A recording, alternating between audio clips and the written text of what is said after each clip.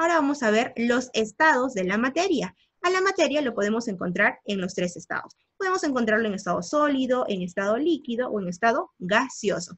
Pero a la materia, o sea, a cualquier materia lo podemos encontrar en los tres estados. Por ejemplo, aquí tengo un resaltador. Este resaltador se encuentra en estado sólido, ¿de acuerdo?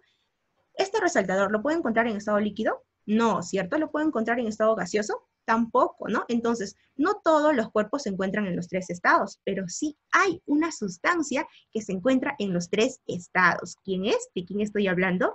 Del agua, que es el H2O, ¿no? Al agua lo podemos encontrar en estado sólido, en estado líquido y en estado gaseoso.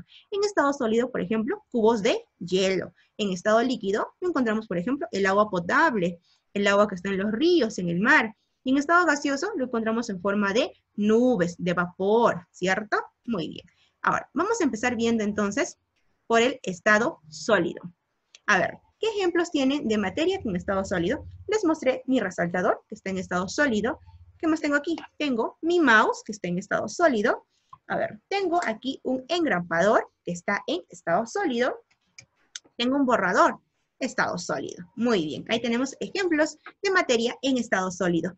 Pero, ¿qué propiedades o qué características va a tener el estado sólido? Es que uno tiene una forma y volumen definido. Por ejemplo, mi borrador, ¿tiene una forma definida? Sí, tiene una forma rectangular. ¿Y tiene un volumen definido? Sí, tendrá 1 centímetro por medio centímetro, ¿no? Y por lo tanto tiene un volumen definido. Muy bien. Dice, no se puede comprimir. ¿Qué es comprimir, Miss?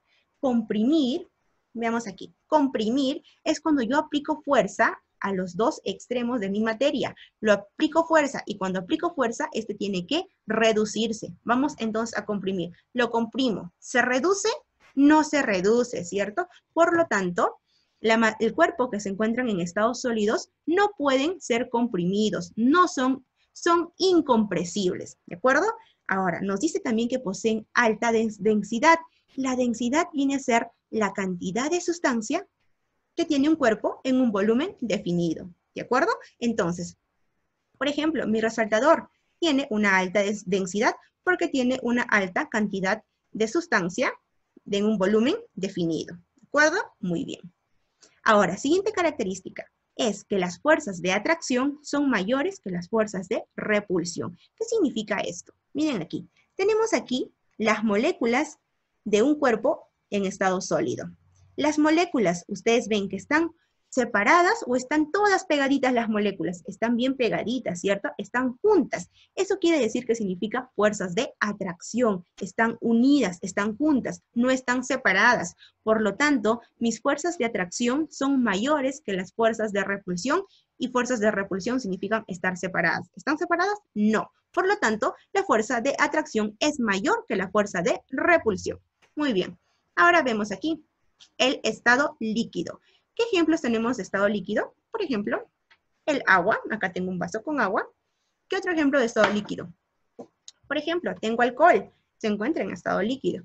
¿Qué otro ejemplo? Un jugo de naranja, por ejemplo. ¿Qué habrán tomado en su desayuno ustedes? Leche, habrán tomado yogur. Todo eso se encuentra en estado líquido, ¿cierto? Ahí tenemos ejemplo de estado líquido.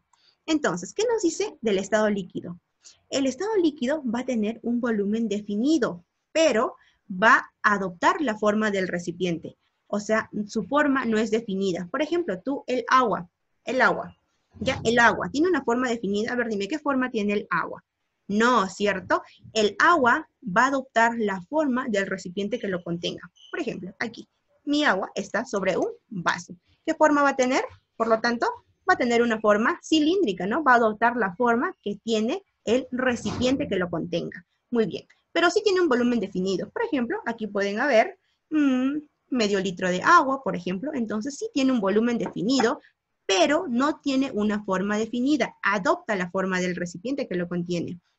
Otra característica es que son difícilmente compresibles. A ver tú, ponle compresión a tu agua. ¿Puedes comprimirlo? No, ¿cierto? Entonces son difícilmente compresibles. Tienen densidad intermedia, a diferencia del estado sólido que tienen alta densidad, ¿no? Ellos tienen densidad intermedia. Ahora, el estado líquido nos dice que aquí las moléculas van a estar en equilibrio entre las fuerzas de atracción y las fuerzas de repulsión. Miren aquí, aquí están las moléculas, por ejemplo, del agua, ¿ya? Y vean, ¿las moléculas están bien separadas? No. ¿Están bien juntas? Tampoco. Están en equilibrio, ¿cierto? No están ni tan juntas ni tan separadas. Por lo tanto, las fuerzas de atracción son iguales a las fuerzas de repulsión. Siguiente. Tenemos al estado gaseoso. ¿Qué materia se encuentra en estado gaseoso? El aire, por ejemplo, está en estado gaseoso. El viento, una pelota, ¿no? Porque contiene gas. Un globo, por ejemplo, también. Entonces, ahí tenemos ejemplos de materia en estado gaseoso. ¿Qué características va a tener mi estado gaseoso? Uno es que adopta la forma y el volumen del recipiente que lo contiene. Por ejemplo, tú puedes saber la forma del aire, puedes saber el volumen del aire. A ver, voy a ver el aire. ¿Podré ver la forma? No, ¿cierto? Pero el aire o el estado gaseoso va a adquirir la forma del recipiente que lo tenga. Por ejemplo, voy a inflar este globo. Ya tengo aire aquí, ya tengo un cuerpo en estado gaseoso, ¿de acuerdo? Entonces, ¿qué forma tendrá este cuerpo? Va a tener la forma del recipiente. Tendrá una forma un poco ovalada, ¿no? Va a tener también un volumen ya definido, ¿de acuerdo? Entonces, mi estado sólido va a adoptar la forma y el volumen del recipiente que lo contiene. ¿Son compresibles? A ver, vamos a inflar de nuevo. Son compresibles. A ver, ¿qué cosa dije que era compresibles? Es aplicar fuerza sobre los dos lados. A ver, lo aplico fuerza. ¿Se reduce? Sí se reduce, miren, ¿se reduce? Sí. Por lo tanto, sí son compresibles, a diferencia del estado sólido que no se podía comprimir, ¿cierto? Entonces, el estado gaseoso sí son compresibles. Muy bien. Otra característica es que su densidad es muy baja, a diferencia del estado sólido, que la densidad es muy alta. Otra característica es que las fuerzas de atracción son menores que las fuerzas de repulsión. Entonces, aquí me quiere decir que las moléculas de mi estado gaseoso van a estar separadas, ¿cierto? Miren aquí las moléculas del gas.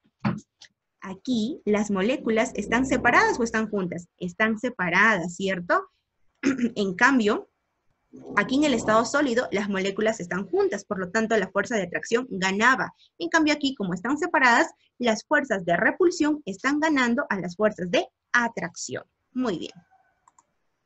Ahora vamos a ver el cuarto estado, que viene a ser el estado plasmático. ¿Qué nos dice que es el estado plasmático? Para empezar, el estado plasmático viene a ser el cuarto estado de la materia, chicos, y va a estar constituido ¿por qué? Por los cationes, va a estar constituida por los electrones, por los neutrones, protones, pero todas estas partículas van a estar altamente cargadas, y van a poseer una elevada energía, ¿de acuerdo? Por ejemplo, ¿qué tenemos aquí? Al Sol y las estrellas. El Sol está altamente cargada, ¿cierto? Se encuentra con una energía muy alta. Al Sol tú no le puedes decir que esté en estado sólido o esté en estado líquido, gaseoso, no. Como tiene energía demasiado alta, el Sol se encuentra en un estado llamado el estado plasmático, y es el cuarto estado de la materia, ¿de acuerdo? Muy bien. Por último, vamos a ver los cambios del estado de la materia. ¿Cuáles vienen a ser los cambios de estado? ¿No? Cuando mi materia va a cambiar de sólido a líquido o de líquido a gaseoso, o inversa, de gaseoso a líquido y de líquido a sólido, ¿cierto? Muy bien. Entonces, aquí tenemos un cubo de hielo. Este cubo de hielo yo lo puedo derretir, ¿cierto? Y si le derrito aplicándole calor, ¿en qué se va a convertir? En estado líquido, ¿cierto? A este proceso de transformación de sólido a líquido, ¿cómo se llama? Se le llama fusión, ¿de acuerdo? Muy bien. Ahora, tengo aquí mi materia en estado líquido. Este líquido yo lo puedo pasar a estado gaseoso. Por ejemplo, pongo a hervir este agua y nosotros al hervir sabemos que sale vapor, ¿cierto? De la tetera o de la olla, en donde sea que estés haciendo hervir el agua. Por lo tanto, a ese cambio de líquido a gaseoso se llama vaporización. ¿De acuerdo? Muy bien. Ahora, aquí, de estado gaseoso, ¿puedo yo volver a estado líquido? Sí. ¿Cómo se llama esto? Se llama condensación. Por ejemplo, ejemplo de estado gaseoso tenemos a las nubes, ¿de acuerdo? Las nubes son partículas que están en estado gaseoso. Si empieza a llover de esas nubes, ya estaría pasando al estado líquido, ¿cierto? Y eso, ¿cómo se le llama? Condensación, ¿de acuerdo? Muy bien. Ahora, de líquido puedo pasar a sólido. Y a eso, ¿cómo se le conoce? Se le conoce como solidificación. Por ejemplo, aquí tengo un vaso con agua. Este vaso con agua lo llevo a la refrigeradora y en la refrigeradora, ¿no? Se va a congelar y se va a transformar en cubitos de hielo, ¿cierto? Por lo tanto, estoy pasando de líquido a sólido y eso se le conoce como solidificación. Ahora, también puedo pasar de sólido a gaseoso de manera directa y a eso se le conoce como sublimación directa. ¿Ya, chicos? ¿Qué viene a ser mi sublimación directa? Es el paso de sólido al estado gaseoso. Ejemplo, tenemos aquí el hielo seco. El hielo seco, perdón, el hielo seco.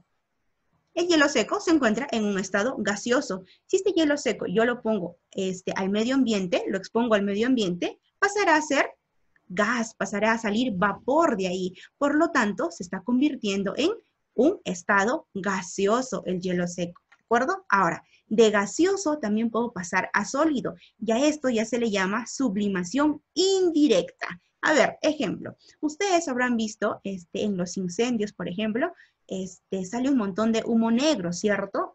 Se crea un montón de humo negro, está en estado gaseoso. Y después, todo este humo negro, ¿dónde se pegan?